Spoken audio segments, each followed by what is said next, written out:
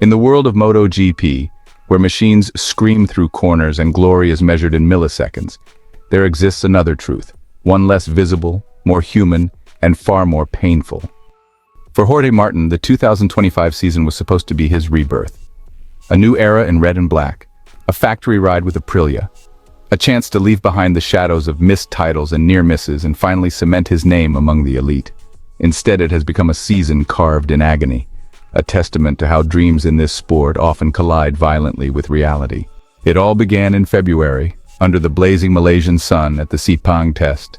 Martin, full of fire and ambition, had barely thrown a leg over his new Aprilia RSGP when the crash happened. A high-speed fall on the very first day of pre-season testing left him with several fractured bones. Just like that, the months of preparation turned into hospital stays, x-rays, and restless nights. Most riders would have taken it slow, maybe even considered skipping the first rounds. But Jorge Martin has never been most riders, so when Qatar rolled around, battered and bruised, he suited up. Not because he was ready, but because he couldn't afford not to be. This wasn't just another Grand Prix. This was the debut. His first official ride in Aprilia colors. A new chapter, a new legacy. He qualified 14th, far from perfect but promising enough. The sprint race saw him finish 16th, not ideal but a start. The hope was to build from there. Under the floodlights of Lusail in the thick of the main race, Fabio Di Gianantonio from VR46 made an error. A brutal miscalculation. He lost control and slammed into Martin with a force that, honestly, just silenced the crowd. In a sport defined by fractions, this was not a moment. It was a catastrophe. Jorge Martin was left writhing on the asphalt. Medics rushed in, cameras panned away, commentators went quiet. Everyone feared the worst. The diagnosis came quickly. 11 broken ribs, a collapsed lung, internal injuries that made even the most hardened race veterans wince. In a blink, the dream of 2025 was slipping through Jorge's fingers. As of now, Jorge Martin lies in an intensive care unit at Hamad Hospital in Doha, surrounded not by pit crew and engineers, but doctors, wires, and ventilators. MotoGP's medical director, Dr. Angel Chart, gave the latest update. The injuries are evolving satisfactorily. Chest drainage for his hemopneumothorax is progressing. He remains under close observation and we need 90% improvement before air transport is considered. But beneath the clinical updates lies a story of human endurance. Martin himself, despite the wires and the pain, shared a brief message. These have been difficult days, but I'm starting to move more. I'm starting to feel a bit better, even if the pain is still strong. And in true fighter fashion, he added, I'll keep fighting to be one of the strongest. These aren't words from a man merely recovering. These are battle cries from someone who knows this sport doesn't give you second chances. You have to take them. The next race is Jerez, Spain's crown jewel, the heartbeat of Iberian motorsport, the place where fans don't just cheer. They live every corner, every downshift, every roar. But this year, the Andalusian air will feel different. Jorge Martin won't be there. Aprilia has confirmed he'll miss the Spanish Grand Prix. His RSGP will sit idle in the garage, while test rider Lorenzo Savadori takes his place. It's not just a logistical substitution, it's a cultural void. In Spain, riders like Martin aren't just athletes, they're gladiators, they're artists, they're symbols of pride.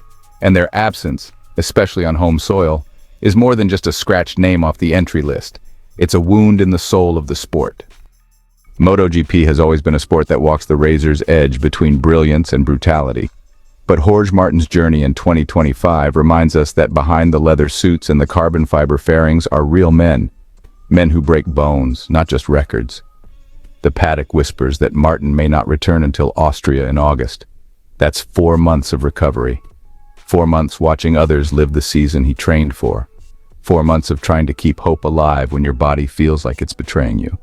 And yet, those close to him say his spirit is unshaken, because in this sport what defines greatness isn't just speed, it's resilience. It's the ability to rise from the ashes, to turn pain into purpose. The Spanish have a word for this, duende. It's the soul of flamenco, the emotion that rises from suffering and transforms into something beautiful.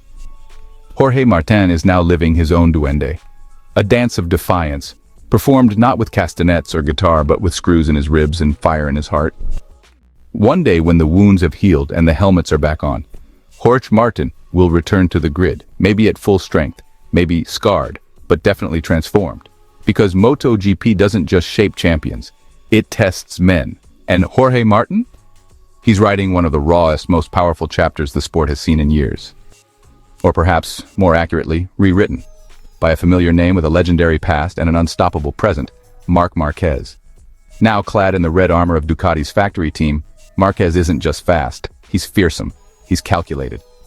And according to Ducati team manager Davide Tardozzi, he's the best version of himself that the MotoGP world has ever seen. Marc is better than ever, Tardozzi told AS in a recent interview. I believe this version of him can stay dangerous for the next 4 or 5 years. And the numbers back it up. 4 sprints, 4 wins, 4 Grand Prix, 3 victories. One Marc Marquez sitting confidently atop the championship standings with 92 points, 17 more than his brother Alex Marquez, and 26 ahead of two-time world champion and teammate Francesco Pecco Bagnaia.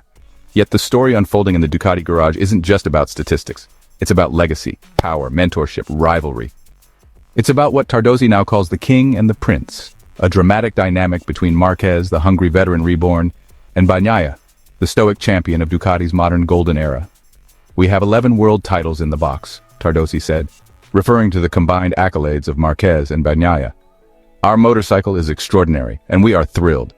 It feels like we're witnessing the best of both worlds, raw experience and youthful hunger, side by side. The reference to royalty isn't just metaphorical.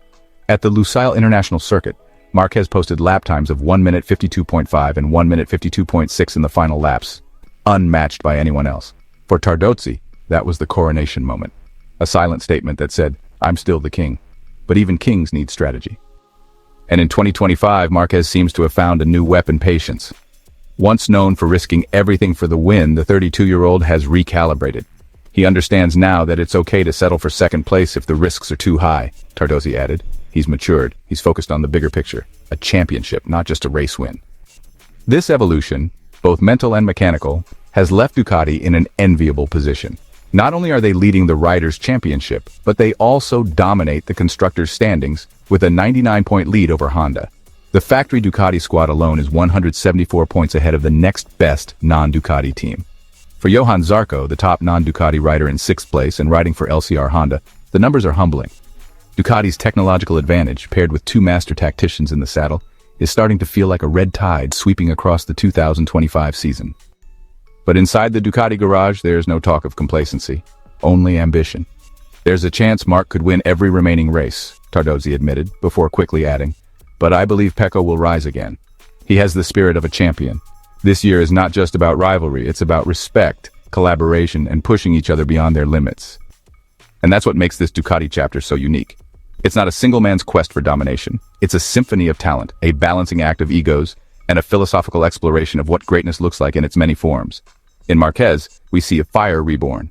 In Bagnaia, we see focus refined. In Ducati, we see a factory that has, perhaps for the first time in modern MotoGP history, managed to align machine, man, and mission into a single potent force.